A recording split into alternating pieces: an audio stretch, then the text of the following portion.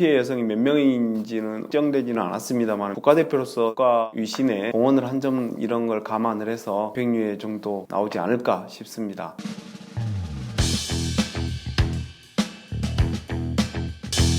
안녕하세요. 변호사랑의 판사, 검사 출신 변호사 최승현입니다. 오늘은 세간에 한참 이슈가 되고 있죠. 국가대표 축구선수 황의조 선수의 사생활 관련해서 한번 살펴보도록 하겠습니다. 지난 6월경에 한 여성분이 인스타그램에 더 이상 그렇게 살지 말라는 취지로 황의조 선수의 사생활에 관한 사진과 영상이 있다 하면서 일부 사진을 게시한 적이 있죠. 그래서 그 여성분은 불법 촬영됐다라는 취지로 주장을 했는데요. 황의조는 즉각 반박을 하면서 법적인 조치를 취하겠다고 주장을 했습니다. 그런데 그 영상이 실제로 배포가 되는 일이 벌어졌죠. 이에 대해서 황의조는 자신의 휴대폰이 도난당했고 그 이후로 자신도 수차례 협박을 당하고 있다는 취지로 얘기한 바 있습니다. 이어서 7월에 황의조 씨는 이 유포자를 상대로 고소를 진행을 했고요. 11월에 사생활 유포자에 대한 구속영장이 발부가 됐는데요. 그 유포자가 친형수라는 사실을 알고 황의조 씨는 곧바로 처벌을 원하지 않는다는 의사를 표시한 바 있습니다. 또한 그 과정에서 그 사진에 촬영된 다른 여성분한테도 처벌을 원하지 않는다는 의사를 표시할 것을 얘기했다는 내용이 기사로 밝혀진 바 있습니다. 11월 21일경에 또 다른 피해자가 자신도 모르는 사이에 영상이 촬영됐다는 취지로 황의조 씨를 고소한 바 있습니다. 황의조 씨는 최초 이 사건의 협박에 의한 피해자였다가 불법 촬영으로 인한 피의자로 전환돼서 조사를 받은 바 있죠. 최근에 이 사건 관련해서 황의조 측에서 동영상 속의 주인공들이 연예인, 인플루언서, 결혼한 유부녀도 있었다는 등의 얘기를 함으로써 2차 가해 논란이 벌어지고 있습니다. 이런 일련의 사건들이 6월부터 계속 논란이 돼 왔는데 여전히 국가대표로 발탁됐고 경기도 띠임으로써 팬들에게 논란을 계속 불러일으키고 있습니다. 오늘은 불법 사진들, 영상들을 유포했다고 밝혀진 황의조의 친형수 그리고 불법 촬영을 한 장 본인인 황의조 본인에 관해서 앞으로 예상되는 수사 과정이나 처벌 수위에 대해서 한번 말씀을 나눠보겠습니다.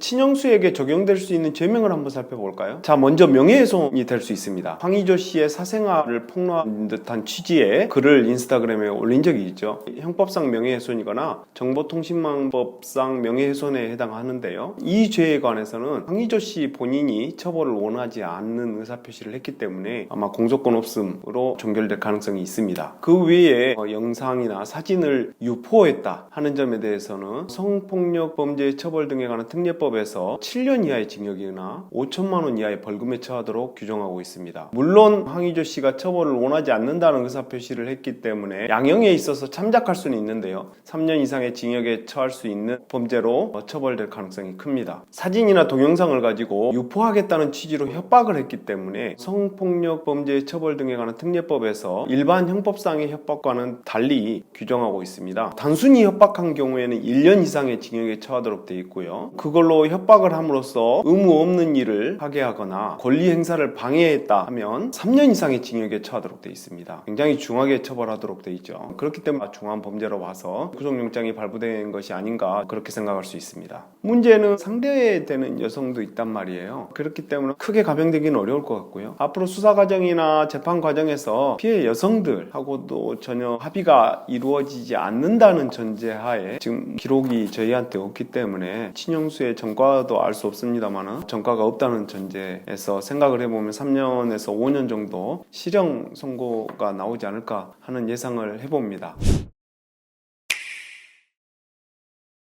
지금 치열하게 양측에서 다투고 있습니다만은 카메라 등 이용 촬영죄가 성립된다고 하고 피해 여성이 몇 명인지는 특정되지는 않았습니다만 국가대표로서 국가 위신에 공헌을 한 점 이런 걸 감안을 해서 100류에 정도 나오지 않을까 싶습니다. 저희도 불법 촬영에 관해서 일부 변론을 하는데 황의조 씨 측에서 애매한 워딩을 사를 했어요. 동의가 명백하게 있었다 이렇게 얘기하지 않고요. 묵시적인 동의가 있었다, 상대방도 알고 있었다는 취지 취지로 주장을 하고 있는 것으로 보입니다. 어찌됐든 황희조 씨 본인은 성폭력 범죄 등 처벌에 관한 특례법에서 정한 카메라 등 이용 촬영죄 수사를 받고 앞으로의 절차를 진행받게 될 것입니다. 상대방의 동의 없이 촬영을 할 경우에는 7년 이하의 징역이나 5천만 원 이하의 벌금으로 처벌받도록 규정하고 있습니다. 일부 기사 내용을 보면 황희조 씨가 본인이 찍었던 사진이나 영상물을 지인들과 공유한 것처럼 기사가 내용이 나온 적이 있는데요. 만약에 그렇게 했다면 유포가 될 수 있고요. 유포에 관한 규정으로 조사를 받을 수도 있습니다. 또한 이 사건이 전개되는 과정에서 황희조 씨가 피해 여성에게 당신도 처벌을 원하지 않는다는 의사표시를 해야 된다 하는 취지로 얘기를 한 것으로 보입니다. 피해 여성은 그걸 원치 않았는데 계속해서 그런 식으로 또 다른 수단을 동원해가면서 만약에 강요한 흔적이 드러난다면 형법상 강요죄로 처벌될 수도 있을 거고요.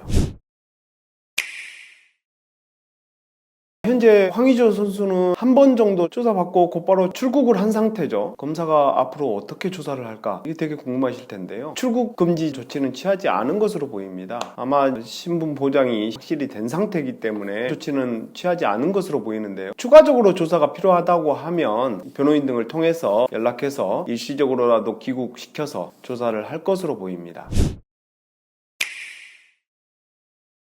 황희조 씨는 상대방 여성도 알고 있는 상태에서 촬영을 했다. 즉 묵시적인 동의를 받은 것처럼 주장을 하고 있는 상황인데요. 피해자 입장에서는 어떻게 얘기할 수 있을까요? 지금 피해 여성들은 전부 몰랐다고 하거나 아니면 알았지만 나는 촬영에 동의한 적이 없다고 주장을 하고 있는 상황입니다. 사실은 피해자가 본인 주장을 입증할 필요는 없습니다. 본인이 있었던 일을 얘기하면 되는 건데요. 실제로 카메라를 응시하는 듯한 영상이나 사진이 나오게 되면 피해 여성에게 불리하게 적용될 가능성은 있습니다. 보고 있었는데도 어떤 제지 조치를 취하지 않았다면 묵시적인 동의가 있는 것으로 해석될 가능성도 있습니다. 실제 저희가 관여한 사건에서 묵시적인 동의가 있다고 봐서 무혐의 받은 사건도 있고요. 그렇지만 영상이나 사진을 저희가 끝까지 본 적이 없기 때문에 섣불리 판단하기는 어렵고요. 실제로 응시하는 듯한 사진이 마지막 장면이거나 그 한 컷 이후에는 나온 적이 없다면 카메라를 응시하는 듯한 그 장면에서 비로소 내가 나를 촬영한다는 사실을 알게 됐고 그 이후에는 나는 막았기 때문에 더 이상 영상이나 사진 촬영분이 없는 거다. 이렇게 주장을 한다고 하면 묵시적인 동의도 없다고 보는 것이 마땅하다고 보입니다.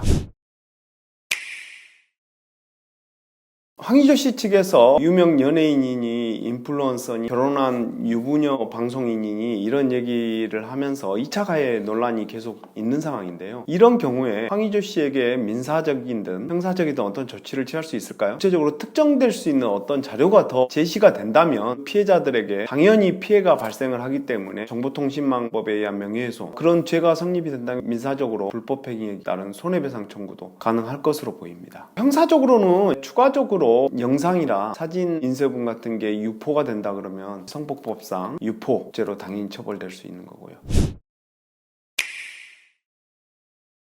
사건에 대해서 제가 개인적으로 호기심을 갖고 좀 특이하다고 생각된 부분은 최초에 유포 협박 글을 올린 사람이 친형수인 것이 밝혀져서 논란이 됐죠. 그러한 영상이나 사진들을 어떻게 입수했는지도 궁금한 상황이긴 하고요. 실제로 황희조 씨의 친형수는 황희조 씨를 따라다니면서 매니저 역할을 했다고 알려져 있습니다. 그 과정에서 황희조 씨의 사생활에 대해서 구체적이고 상세하게 알았을 것으로 보이는데요. 상대방 여성과의 사생활을 촬영하는 데 있어서 매니저 역할을 했던 친형수가 거기에 어느 정도 관여를 했다고 하면 촬영죄 공범이 될 가능성이 있고요. 그렇지 않다고 하더라도 일정 부분 도움을 줬다고 하면 방조범이 될 수도 있습니다. 이것은 어디까지나 수사 초기에 기사 내용을 전제로 한 거고요. 소위 말하는 디지털 성범죄에 대한 지금 현재 경향은 점점 더 엄벌에 처해지는 경향이 있는 것 같습니다. 요즘에 하급심 판결을 보면 미성년자, 중고등학생들인데요. 공중화장실이나 이런 데서 여성들의 신체를 몰래 촬영하는 그런 촬영을 하는 애들은 또 개수도 많습니다. 미성년자임에도 불구하고 곧바로 구속 수감되고 실형에 처해지는 경우가 많습니다. 황희조 씨의 사례에서 보듯이 이 카메라 등 이용 촬영죄가 굉장히 일상생활에서도 지금 지위 보호를 막론하고 또 남녀노소를 불문하고 지금 굉장히 만연하고 있는 상태인데요. 대부분 단순 호기심이거나 아니면 서로 연인 사이에서 관계가 좋을 때 우리 기념하자는 취지로 찍을 수도 있고요. 그런데 나중에 헤어지고 나서 그때 너 나를 촬영했어 그러면서 고소하고 이런 사건들이 굉장히 많이 일어나고 있는 것 같습니다. 촬영을 안 하는 게 사실은 가장 좋은 방법이긴 하겠지만 촬영을 한다고 그러면 동의가 있었다는 점에 대해서 증거를 남겨놓으면 가장 좋겠죠. 그런데 이렇게 촬영을 하는 사람들은 드물단 말이에요. 나중에 가서 이런 문제가 발생할 경우에 사안에 따라서는 잘 활용을 해서 변론이 잘 이루어지는 경우에 무혐의로 끝날 수도 있고 음단에 처해지는 경우가 많기 때문에 기소돼서 실형이 선고되는 경우 극단적으로 갈리는 경우가 많단 말이에요. 그래서 사건 초기부터 변호사를 선임을 하셔서 상의해서 자기의 억울한 점을 잘 풀어낼 수 있기를 바랍니다. 국가대표이고 축구선수로서 선망의 대상이 되고 있는 황의조 씨가 여러 사생활 논란이 있고 또 범죄까지 연루가 되게 되는 이런 불미스러운 상황이 발생을 했는데요. 지금까지는 얼마 밝혀진 바가 없기 때문에 초기의 기사 내용이라든가 양측의 주장 내용만 바탕해서 제가 한번 의견을 말씀드려 봤는데요. 향후에 새로운 증거나 피해자가 발생을 해서 새로운 사실들이 밝혀진 경우에는 다시 찾아뵙도록 하겠습니다. 지금까지 변호사랑의 판검사 출신 변호사 최승현이었습니다. 고맙습니다.